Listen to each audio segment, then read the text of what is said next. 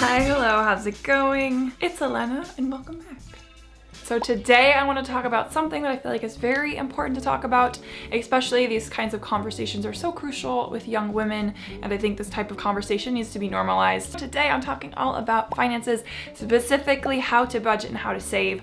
I made a video all about financial tips for your 20s, so if you want to watch that, it'll be up here. I figured I'd kind of dive in on a more specific issue within that, which would be budgeting and saving and the importance of it and how to do it, as well as tips and tricks. For one, I'm obviously not a financial advisor. I did take a lot of business classes in school. Growing up for me and my family, I would say money was definitely on the tighter side, and I feel like from a young age then I saw the importance of budgeting and saving and the value that each dollar has. As someone that exists in the influencer sphere, I just feel like there's this heavy push for like over consumption that is just not a healthy message to be pushed out. Like, yeah, it's fun to watch a summer haul of someone spending $1,000 on a bunch of fast fashion, but I don't think it's super healthy to promote that way of living. And obviously everyone's situations are different, and just so many people can't even afford to think about doing that. I feel like with being young, especially in your 20s, there's this narrative about needing to like live your life to the fullest. And a lot of people equate that with spending a lot of money on things that you can't necessarily afford and on short-term pleasure. And I feel like we're constantly pulled between these two sides of like, I need to save money for the future, but like you only live once, you're only young once, so why not enjoy my youth and my freedom now? I feel like financial freedom and stability is the ultimate way to like treat yourself and to truly like appreciate yourself. By making money and then spending it all, living paycheck to paycheck, it's at the cost of your own future. And I think it's really important to think about your future goals and where you want to be and how you want to be living, and if you want to have a family and all those things. The decisions that you decide to make now financially really will affect you in the future. And a lot of times that means delaying some of that instant gratification we look for. Just overall, I feel like financial literacy and responsibility equates to freedom and empowerment and just really taking a hold of your life. That's me rambling a little bit about the importance of being knowledgeable about your money, about how you're spending it, where it's going, etc.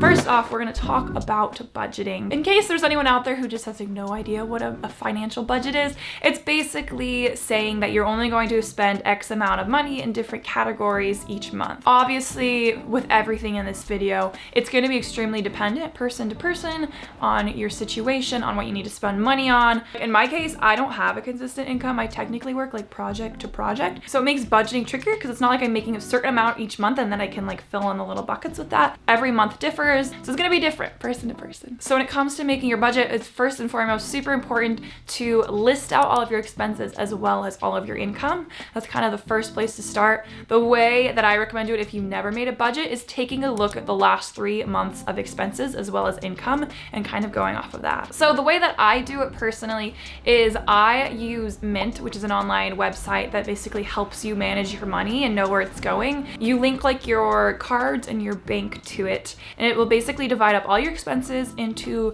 different months as well as different categories, which is extremely helpful to know where your money is going. In my opinion, it doesn't do it perfectly, and sometimes it's confusing, like if I'm paying off a credit card bill or if I made like a Venmo to a friend, like it obviously doesn't take that into account. So what I do is I will go through Mint and then I will take all that information and I'll still make my own spreadsheet, but Mint honestly makes it like 100 times easier because it basically like pre-organizes all of your expenses for you. So then when it comes to making that budgeting spreadsheet, I basically split it out into a bunch of different categories like rent, utilities, transportation, groceries, eating out, entertainment, etc. In order to make a budget for the future, like I said, you have to kind of look at your past expenses. So I think it's important to go through all your expenses and divide it in those categories and look like, okay, how much am I spending? How much money am I making? What debt might I have to pay off? What might I want to add to retirement? Make sure you add up exactly how much you're making, exactly how much you're spending, so you can know where you're at. Like I said, I think it's easiest when you're starting out to basically just be very observant of what you're doing before you try to assign a set budget and number to each category. It helps to start off by keeping track on a weekly basis. There's other really great resources out there, like YNAB is an app where you have to basically input all of your expenses as you spend money, which forces you to be very mindful of where your money is going, which I think is super helpful. So once you're kind of aware of your expenses as well as like your incoming money, it can kind of be a little intimidating to try to figure out where to assign different amounts of money. And I talked about this in my last finance video, but I feel like the 50-30-20 rule can help quite a bit. I think it's a great rule if you're just not really sure where to start, how to divide up your money. Visualize a little pie chart here. So you got your 50, you got your 30, and then you got your 20 chunk. So the 50% chunk of your income should be spent on things that are essential. So think rent, utilities, transportation, phone bill, gas, groceries, etc. That's where you should be budgeting 50% of your money. So 30% should be spent on things that are not essential but bring you joy. So think about dining out, entertainment, self-care. So that area is where you get to have a little bit more fun, you know, live your life, but make sure you're not overdoing it in that category. Because a lot of us, I feel like, will tend to expand that 30% a little bit larger for, you know, a new swimsuit or new clothes. And then the 20% portion should be spent on saving, paying off debt, retirement planning. I highly recommend starting an emergency fund. This is really important for saving for your future. I mean, clearly anything could happen. We're in a pandemic right now. Ideally, at least 3 months. If you could work up to 3 months, that's amazing. And then try to work up to 6 months of savings and then 12 months of savings is just as a cushion to have in case just like things go wrong, because they clearly do, and it's good to be prepared. I talked about this in the other video as well, but please start your retirement. Now is the time. The younger the better. Your future self will thank you so much for doing it. Basically, when it comes to building retirement, it is compounded, so it's gonna grow over time. So the sooner you start, the better. If you do not have a job that provides a 401k, you can start a Roth IRA on your own today and slowly start adding to that. That's what I did when I was like 19, and so I've had my retirement just growing slowly. It's getting there. So when it comes to tracking your money within that rule, I find it easiest to put everything on my debit card or my credit card if I'm trying to gain points. But again, be careful with credit cards. Do not spend more money than you have. And I feel like that has made it really easy for me to keep track of everything I'm spending my money on. On the flip side, if you really want to get a hold of your finances, if you're on a tighter budget and you really can't afford to go over, there's the age-old like cash envelope system. Like I saw my parents doing this growing up, where basically at the beginning of the month, you draw out the money out of the bank, exactly what you need for the month, and you put it in different envelopes for that month. So like you got your rent envelope, you got your groceries envelope, you got your gas envelope, you got your entertainment envelope, and you put in whatever you decide is an appropriate budget for that category. And once your like coffee envelope is out of money, you know, no more Starbucks for you.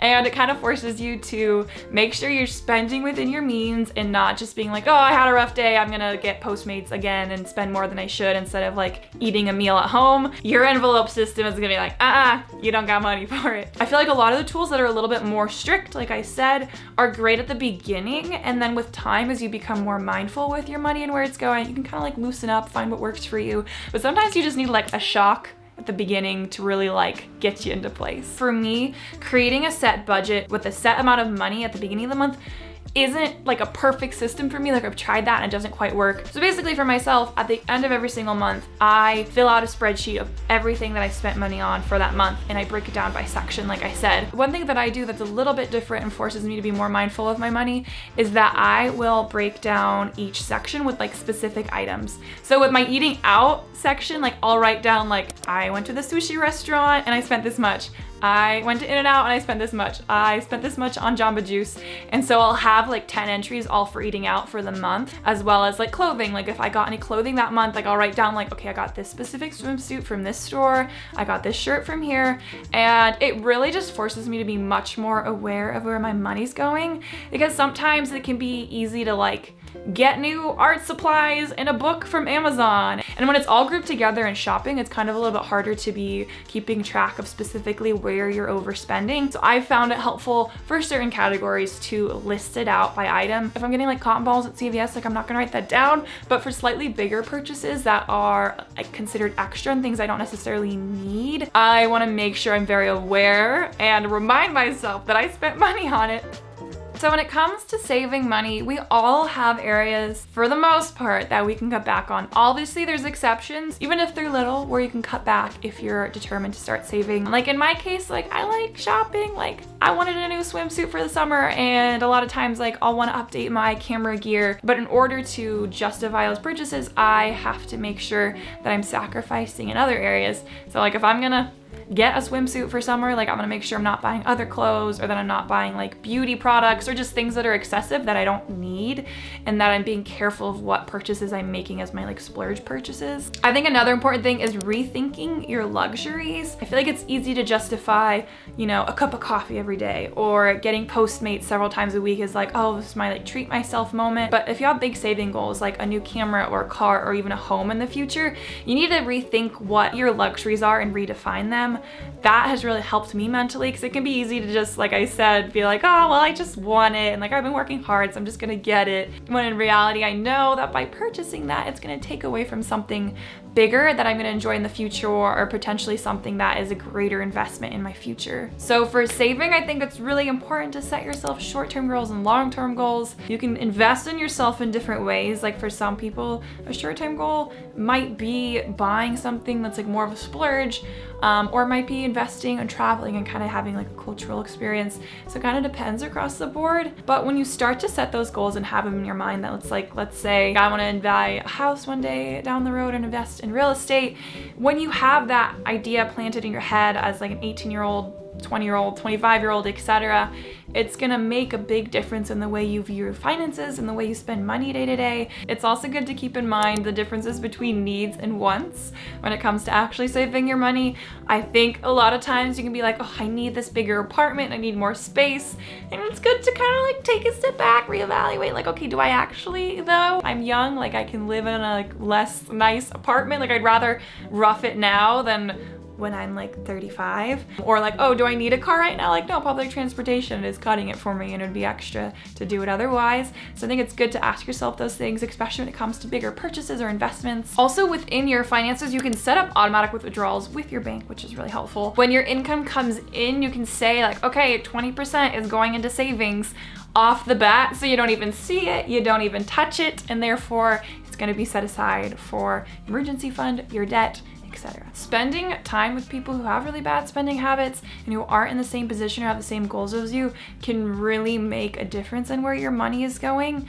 And I think it's very important to be careful with comparison and try to remove that, because you can see a friend spending $300 on a pair of boots and it's really easy to compare yourself to them, but you don't know where their money's coming from. You don't know if they have like a credit card from their dad, or if they themselves are in a ton of debt. It's easy to see people live a certain way and wanting to imitate that. I think it's important to take a step back and like, you know, focus on what's important for you. When it comes down to it, it's all about mastering what you have, not how much you're making. I really love this quote from Warren Buffett. He says, don't save what's left after spending, but spend what's left after saving. So when it comes to wanting to be better with your money, save your money, and just overall become more financially responsible, a big part of it is just shifting your mindset and reevaluating what's important to you and reevaluating the way that you see money and you spend money. So overall, I hope these tips are helpful when it comes to learning how to budget, learning how to be much more mindful and responsible with your money, as well as saving for your future, and your future self will be so happy that you do. Let me know if you have any questions or if you have any tips that you think people should know. Please leave a description. I will be hanging out down there, chatting with you all. As usual, thanks so much for watching. Until next time, love you, bye.